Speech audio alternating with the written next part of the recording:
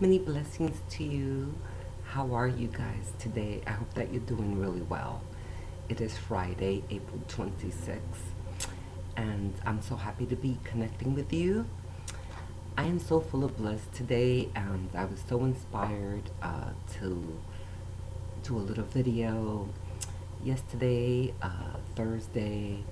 Um, we completed with one of the shamanic tribes, the fourth tribe, their apprenticeship.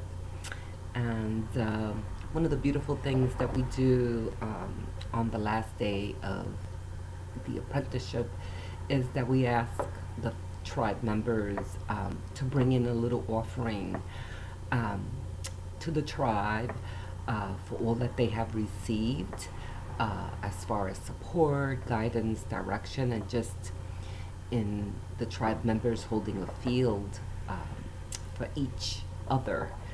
And I love that part of the apprenticeship because it's just a humble and beautiful way to honor the divine exchange of energy. And as I was sitting this morning looking at all the beautiful offerings that the beloveds brought to share with each other and with myself, I was inspired to uh, offer a video and expand on the reason why offerings are so important as far as energy and creation.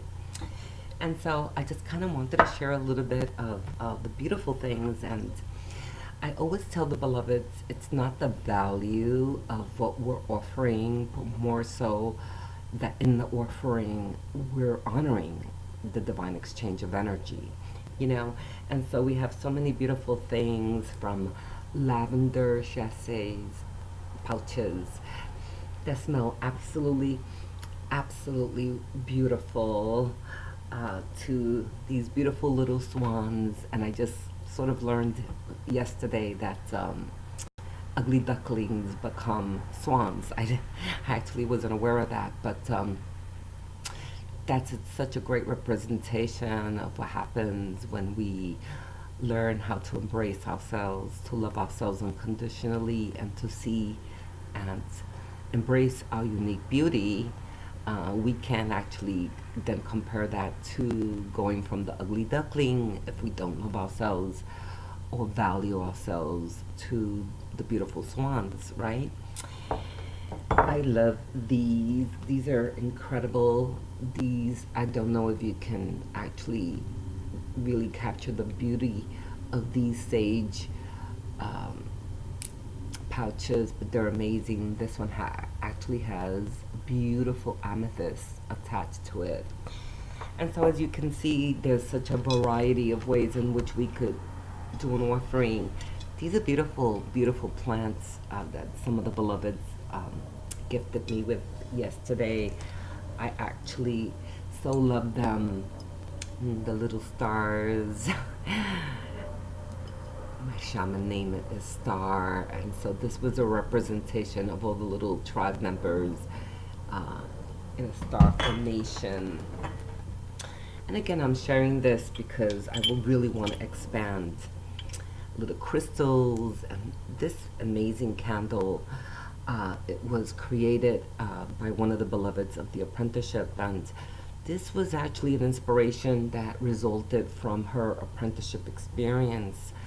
And it has sparked a creative flair. Taylor, I love it, and I love you. It is such a beautiful candle. I believe that the line is going to be called With Love. Of course, I will let you know when I believe she has an Etsy page already. But I cannot tell you, not only is the presentation absolutely amazing, right? Palo Santo, but it smells exquisite. And again, this was something that was partly inspired by her journey in the apprenticeship. A beautiful love candle from Carlos, the beautiful saying. And so I feel so blessed this morning, not only from the love that we shared, the fulfillment of watching these beautiful shamanic souls go from a state of exploration to discovery, to fulfillment, and to purpose. Um, yeah, and this is what can happen. I forgot these two beautiful stones from Sharon, a selenite wand. Isn't that beautiful?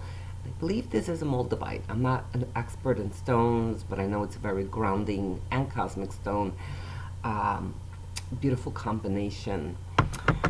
Uh, and so, how does offerings benefit us in the formation of creation? And I'm a strong advocate and believer that the universe doesn't sit with a dictionary trying to figure out what it is that we're trying to manifest, what we're trying to convey when we're feeling emotions. The universe only captures frequency. Um, and it's almost like a deposit, if you may, you know. So if we are experiencing deep emotions, painful emotions, heavy emotions, then the universe has almost like a container that starts to collect that frequency that we're emanating.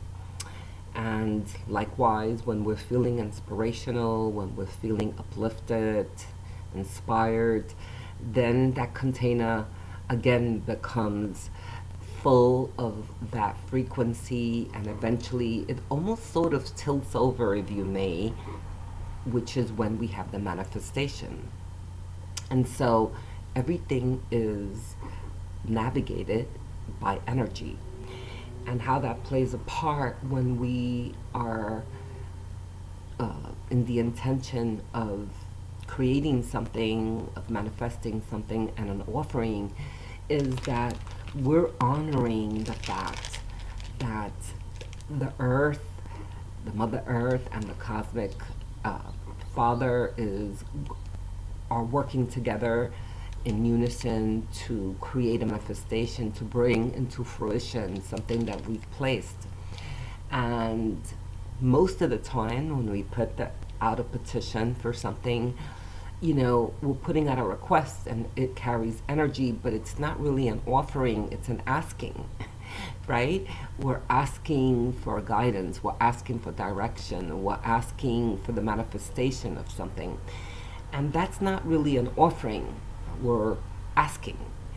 And so, even with all that, even with the fact that we're not making an offering, most of the time we're blessed because we're focusing and creating in the asking a lot of energy and holding a lot of energy that starts to fuel and feed uh, the intention of that manifestation.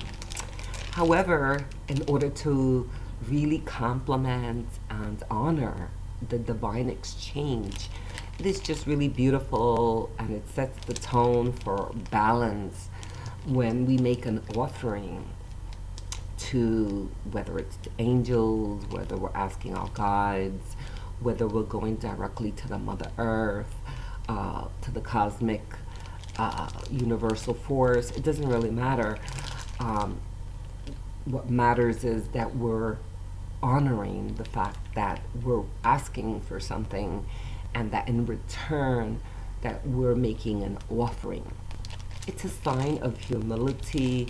It is also carries a very high frequency of gratitude and acknowledgement in that what you are asking is going to be fulfilled, and this is your way of offering gratitude by making an offering.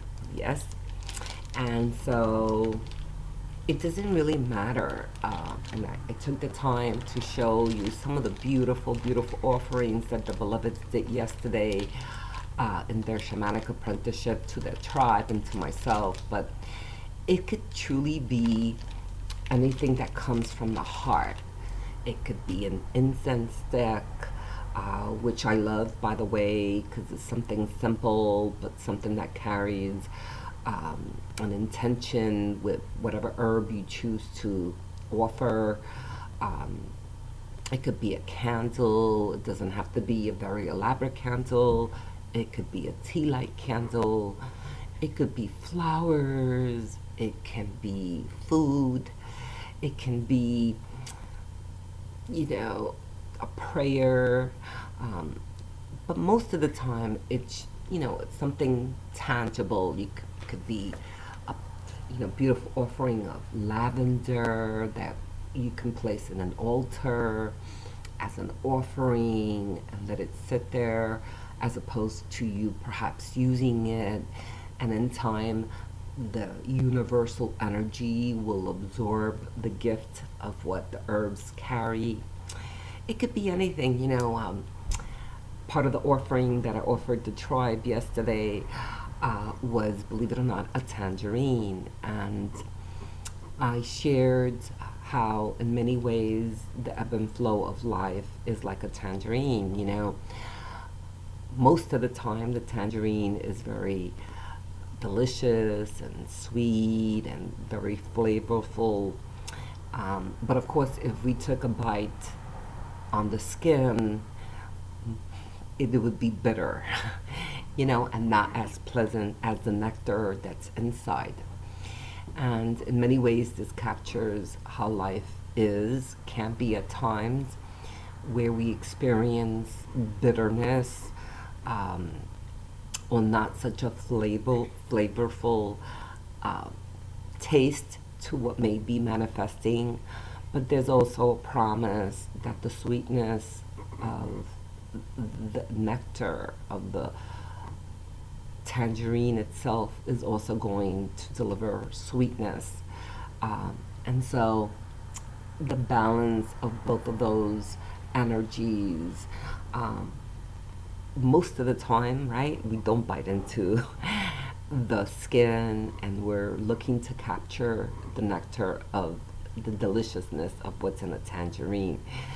And so I love to use it as an offering to say that we can sometimes acknowledge that it's not always going to be sweet, it could be bitter, and yet we also acknowledge that there's deliciousness, sweetness around the corner, coming wherever we may find ourselves, right? And so maybe you can make a little offering of a tangerine. Maybe you can open it up and leave a little piece of skin, just as an acknowledgement that, yes, there are times when we're challenged, but also leave the orange or a piece of the orange in an altar, or in a sacred spot where you have sacred pieces that have significance to you. And again, the universe is not requiring that we make an offering in order to fulfill our desires and our dreams and our intentions. However, when we make an offering to the universal force, to the Mother Divine, we're acknowledging, that we're grateful for what is coming, and two, we're also honoring the balance that we are going to receive something, so we are making an offering. And that intention alone starts to circulate, to stimulate the movement of whatever it is that you've asked for. Yes? And it's just a beautiful feeling, a warm feeling to the heart when we make an offering out of gratitude, as opposed to because we need something. There are times when we do ask for a petition from that place of need, but we also need to be mindful of knowing that, again, the universe doesn't sit there with a dictionary and interprets that there's this, ache and this desperation. It is only reading the frequency. And so somehow, even though we need to be authentic, we need to be able to shift that energy and perhaps take a few moments to consider all that you're grateful for before you actually ask for an intention, so that the universe can feel and process that energy of gratitude from you. Yes? I don't know, I was just really inspired to share that, and I think it's a wonderful tool to practice for manifestation and for balance as we're giving and receiving from the universal life force and the Mother Earth. It's a great practice, one that I really advocate and that I practice myself. So, well, as you all know, there's a lot of changes going on after the emergence retreat with Loon and I. I've received, I'm sure she has as well, many inquiries about the Emerald Paradigm. And we have not had the time, actually, since we've returned to really have any in-depth discussions of, where Emerald Paradigm, how it's going to proceed, if it is. But of course, we will keep you posted. We're just trying to catch up with just returning back from Costa Rica, from processing all of the incredible shifts that we've encountered, Loon moving and following her purposeful calling to do that, and the amazing projects that lay ahead for her and for myself. Just knowing that I don't wish to hold the office, from a place of burden, but definitely leaving the door open for new opportunities. I can't really see myself without an office, and already some beautiful options have opened. But I've been asked to not be impulsive and to be very discerning about, another office space, so to take my time. In the meantime, I had a great discovery while I was at the emergence retreat of being, stepping into a new direction of offering drumming journeys. And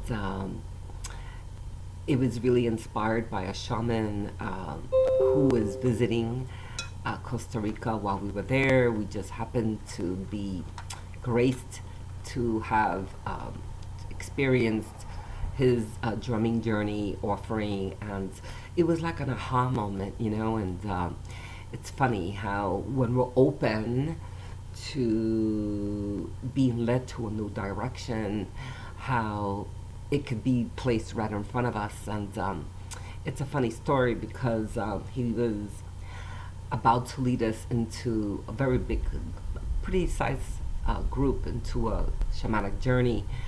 And I was salivating because I have been working a couple of days at, offering the retreat, and I thought it was a delicious way to replenish. And as he was just started to lead us, he said if there was any shamans who were present or who had partaken in a journey, not to enter the journey, but just to sit back and enjoy. And I was like, what? I want to be part of this journey. Like, why can't I be part? And I wasn't sure if he knew that I was a shaman. Of course he did, but I didn't. It wasn't something that we spoke about. And I was going to be defiant and partake in the journey anyway. And so he began his beautiful drumming, and all of a sudden I experienced the most intense and painful Charlie horse in my leg.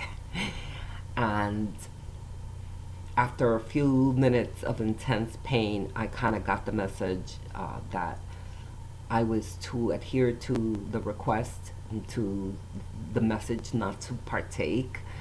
And that left me with just being present and just really experiencing what he was offering. And I immediately realized that this was all happening for a reason, and the reason was that I needed to experience what he was offering, because it was something that I could definitely see myself doing and offering myself. And so I am very grateful for the Charlie horse and also to the beautiful shaman who is a catalyst.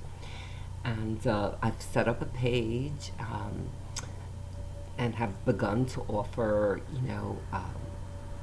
for anyone who's willing to host, and eventually to grow that, offering to perhaps traveling, to offer group shamanic journeying events with my drumming and rattling, and it's all very exciting. And it's yet another part of the many things that I will be doing, I'm sure. And so I will post a link to that for anyone who's inspired. And I am definitely open to travel, of course, within my comfortability, to offer these shamanic drum journeys, because it is definitely a calling for me, and I cannot emphasize enough. I've done that, I think, in almost every video. There are so many different modalities that can help, many ways in which we can be led to growth, spiritual growth, to awakening, to healing. And I myself offer and practice many of those modalities, but the shamanic work in any facet of shamanic healing or participation is so transformational that I just cannot emphasize it enough. And I'm so very glad that I'm being called to open another doorway to offer yet another type of invitation for others to experience and participate in some kind of shamanic energetic work. Yes? And so, I don't know, should I pull some cards? Maybe I will.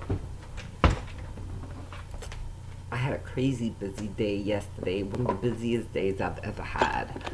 And then I had to do the Shamanic Apprenticeship class, which was, of course, amazing. And today I'm taking it easy. I'm doing a private reading party, which I do on occasion. So, but my favorite deck, yes. And of course, as always, when we're open to receiving guidance from an oracle reading, there's always a message there for us. Of course, it's never to be an influence, but to lead us, to guide us, to direct us to perhaps something that we've already been exploring or having a vision of. And so many times, as I see every day, the oracle could be very instrumental in just helping others, feeling ready here. We'll pick 2 cards and maybe see what that leads us. Talking about intuition. Absolutely, there's so much energy available to us. The importance of harnessing that energy in order to really let it reveal to us any messages, any insight that is being given to us. The need to make room, space, quiet time, journaling,